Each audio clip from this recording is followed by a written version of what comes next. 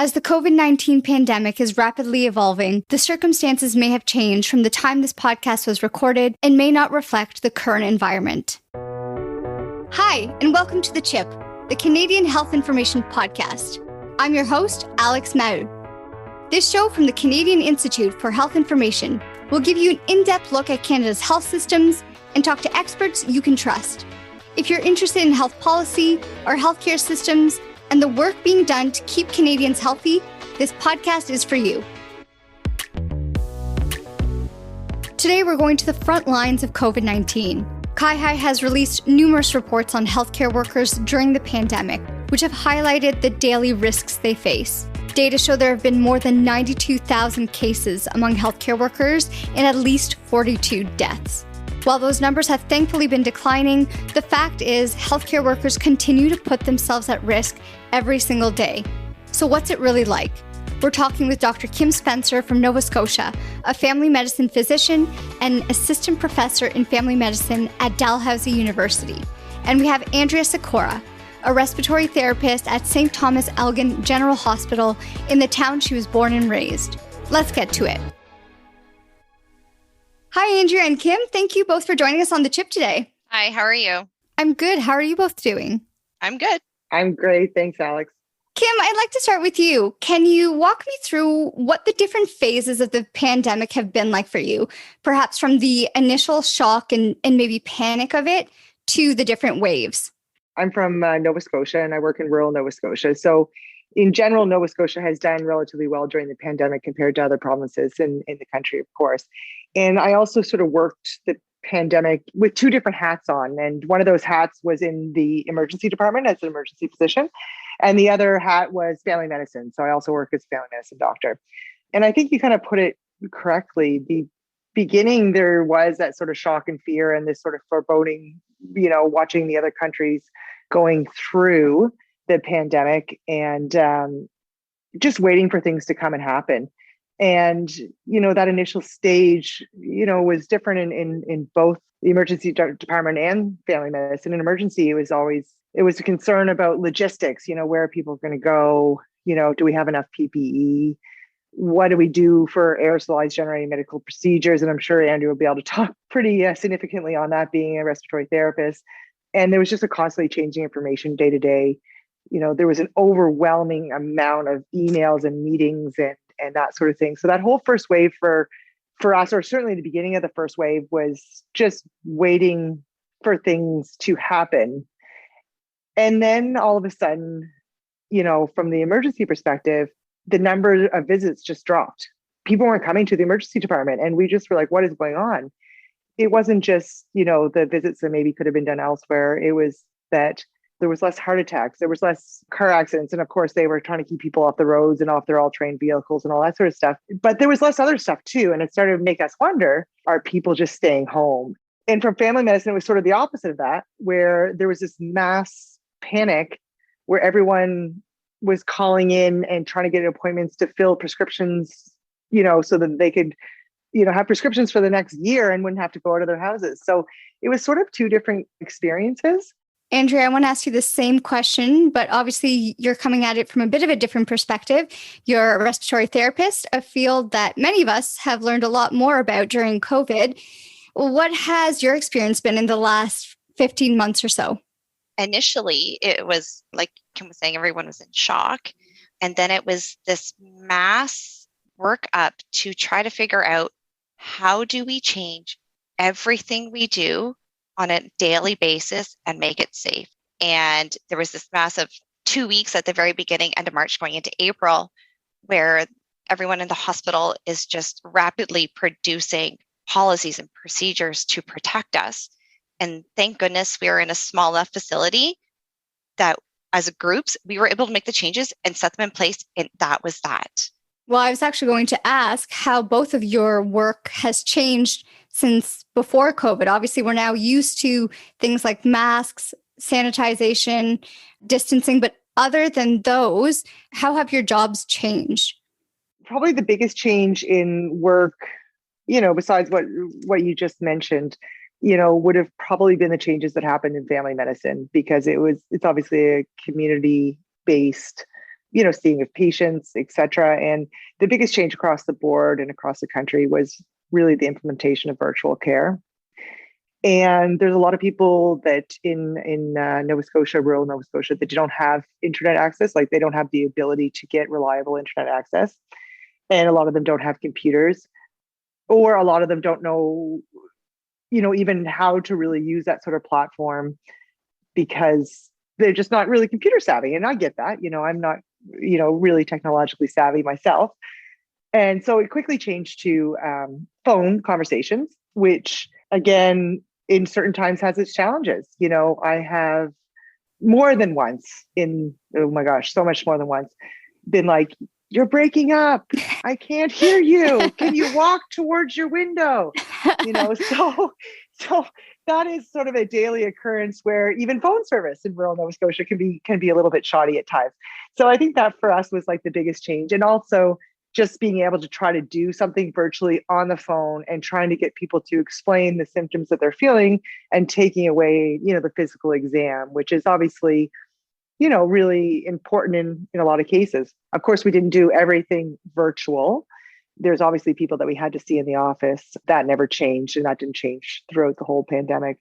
But certainly, the implementation of virtual care was the biggest change that we had.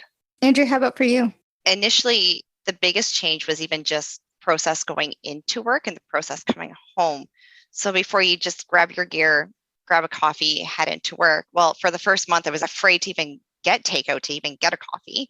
So I was like going on no caffeine, but you're basically thinking, I need to go to work and not contaminate my workplace. So you have travel clothes to work.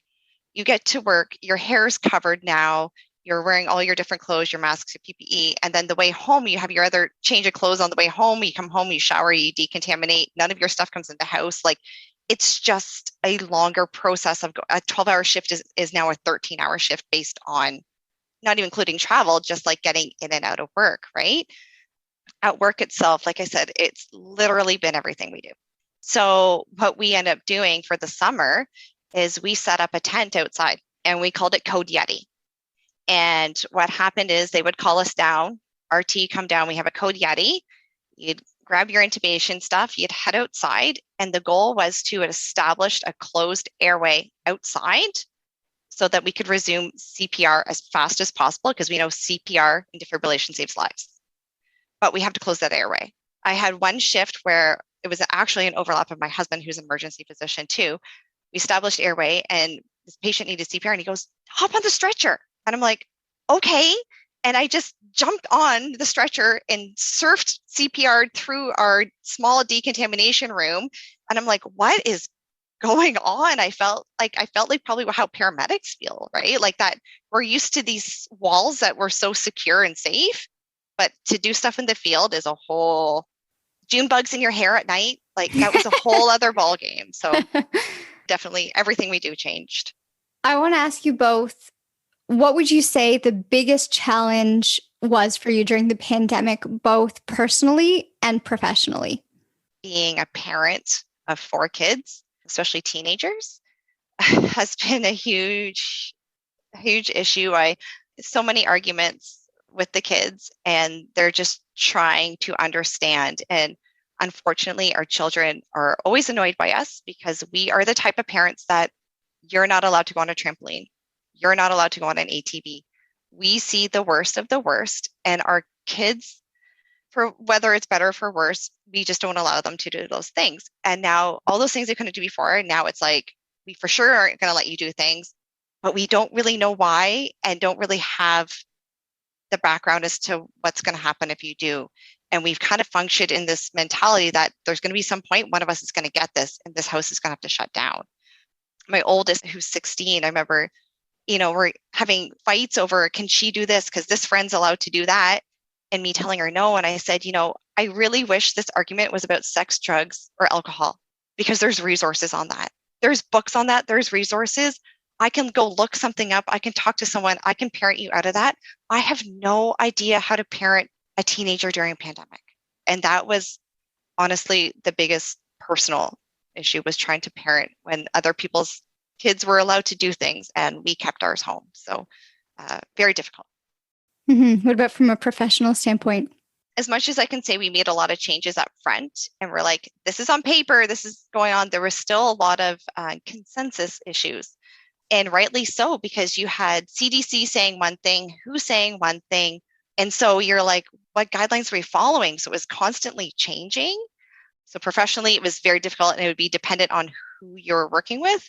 I can't even imagine how difficult it would be to parent teenagers in this. I can remember back when I was a teenager, and the last thing I would have wanted to do is have someone say, you can't do anything or see your friends. I mean, it would just be the worst case scenario for a teenager. I, on the other hand, have two younger boys. Probably our biggest challenge with them was getting the energy out, especially my 10-year-old is very into sports. There was numerous times that I basically ran them around the house, literally around the house. And you had to do 10 laps before you were able to come back in. So, trying to get the energy out of little boys was, definitely a challenge for sure. So I think, the family perspective, I think, being moms and all those moms across the country that had to, work and try to look after kids that weren't in school. I mean, that's just an incredibly challenging situation. Dads, of course, were looking after their kids as well. I didn't not include them. I think one of the professional challenges from an office-based perspective was, family medicine sometimes is not about just, fixing a medical problem. It's a lot about empathy. And it was very difficult to, you don't realize how much you use your body language and your facial expressions to convey that you care about what somebody's saying. And not being able to do that and have to try to use your voice to convey that sort of empathy only, was really difficult. And, some days you may have done it okay. And other days, I'm sure I missed the mark. It was a work in progress, that's for sure. Well, it's interesting that you say use your facial expressions and your body language to convey empathy. However, if it was in person, you'd be covered in PPE. And imagine these people that are end of life or the last time that they are talking before they get put on a ventilator. And all they're seeing is people covered in 2 layers of everything. You can hold a hand. They don't know what's going on underneath there, right? It's got to be absolutely terrifying for them. So to be able to support patients is very difficult in person also, because it's very difficult to spend the time and for them to see your facial expressions too, right? Mm-hmm. What's it like being on the flip side, not being the patient, but being the caregiver who's covered in PPE, trying to comfort someone? I had a patient last night and she's an exacerbation of COPD. It's not even COVID. I've got to put her on a mask that's blowing air into her. And all I can kind of do is just sit and have a natural conversation and try and get her input. Hold her hand. Do you need warm blankets? The little things. I feel like I do try and do that because I think my mom instincts also come out, and especially with little kids, I get a little bit more cuddly with them too. But I do try to make people feel as if they know that we care. I agree, Andrea. I guess the other challenge for patients that maybe we haven't mentioned yet is there was, at least in Nova Scotia, there was restrictions on who could come into the hospital, right? So they don't even have, or on some occasions anyways, don't have a support person there or anyone else. So all they're seeing is the healthcare workers. And that's really scary when you're critically unwell. We tried our best to, before we would, paralyze people and sedate people and put them on a breathing machine, that if they had an opportunity to FaceTime their family, then we would do that for them. Or the first time they woke up off a ventilator or got extubated, the breathing tube out. We have tried as a facility to do that. I unfortunately had a friend I grew up with, her mom, because she was on non-invasive ventilation, which is the worst aerosolized generating machine you can use. There was absolutely no family in there. And that poor woman did not want to be resuscitated and died of COVID. And she died with absolutely no family with her. She was like in her late 60s. It was just absolutely sad. Once I found out who she was, it was obviously hit me a lot more, but no family at all. I can't imagine how challenging it's been for both of you. And we know that burnout in healthcare providers was an issue even before the pandemic. It's been widely reported that this has only increased in the last 15 months. I'm wondering if either of you have witnessed or experienced this yourself. So what people also forget is that even when we weren't having COVID numbers, the rest of it still happens. we're in a community hospital. We still have to run code pinks. We still have high-risk deliveries. We still have the amount of overdoses. Obviously, this year has gone through the roof. We still have traumas. And I have days where in our community hospital, I had to intubate 3 people and it was happening shift after shift. And I said to my husband, like, I'm going to break down. And he said, I've never heard you say that ever, ever, ever, ever. I don't know if it even had to do with COVID, but it was just that the restrictions also that you're put on yourself to perform these procedures, everything takes so much longer getting ready for them. Now you're in rooms, you can't go in and out of a room. You're there for 3 hours in your PPE, waiting to get someone to the ICU. And I had a breaking point, but I think it was like September or October. It wasn't even in the middle of a wave, but resiliency and you keep going, right? What choice do you have?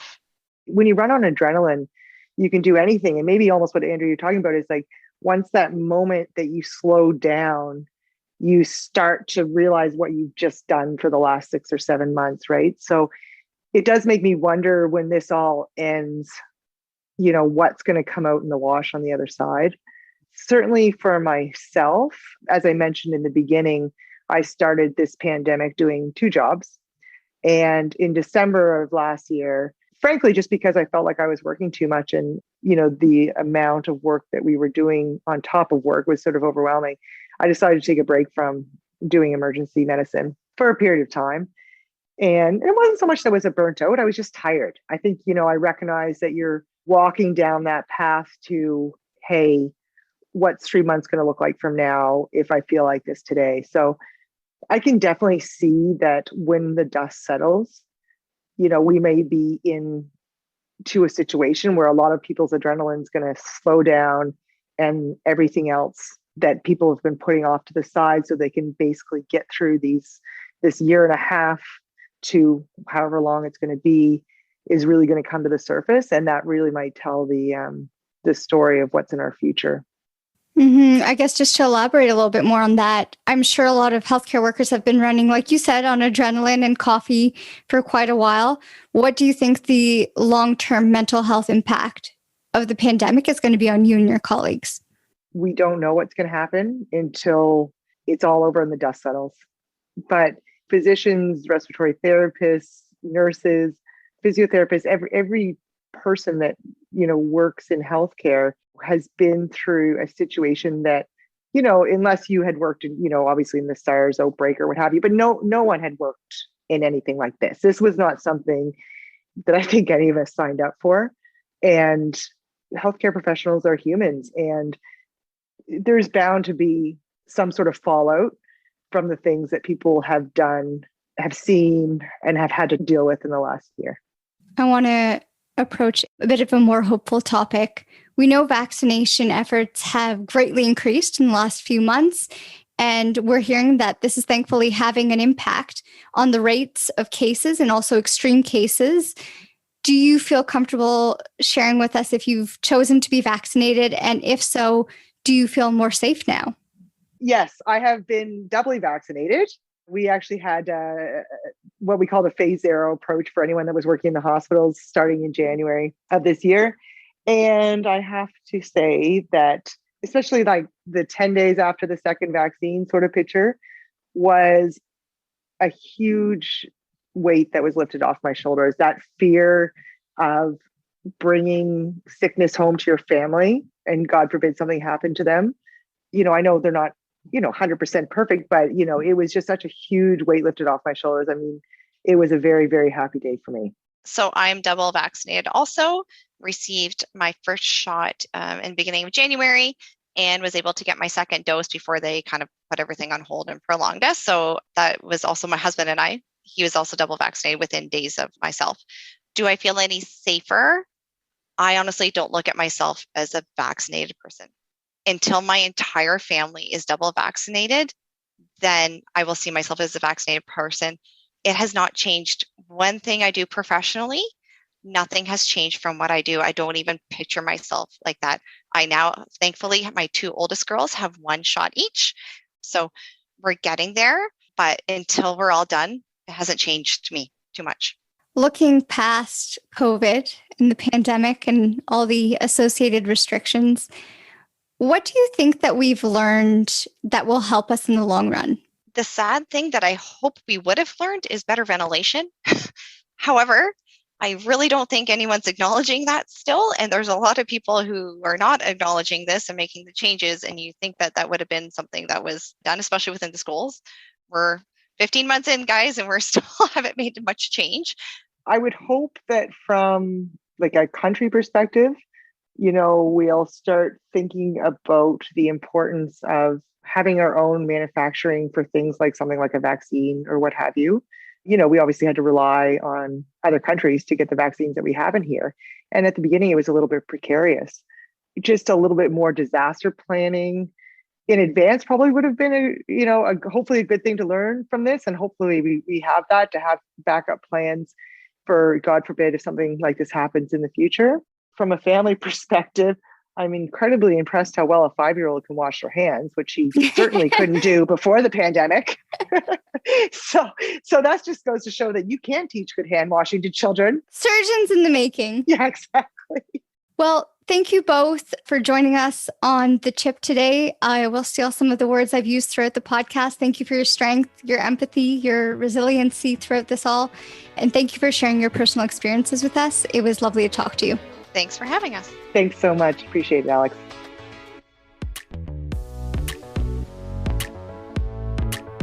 Thanks for listening. We hope you enjoyed this episode. Check in next time when we bring you more valuable health perspectives and continue to chip away at healthcare topics that matter to you. If you want to learn more about CIHI, visit our website, cihi.ca. That's cihi.ca. If you like what you heard, subscribe where you find your podcasts and leave us a review. And give us a follow on social media. This episode was produced by Jonathan Kuline with research from Amy Chant, Marissa Duncan, Shraddha Sankey, and Ramon Sayep. And a special thanks to Tracy Fisher and Dina Gordon. I'm Alex Mau. Thanks for tuning in to the Canadian Health Information Podcast. Talk to you next time.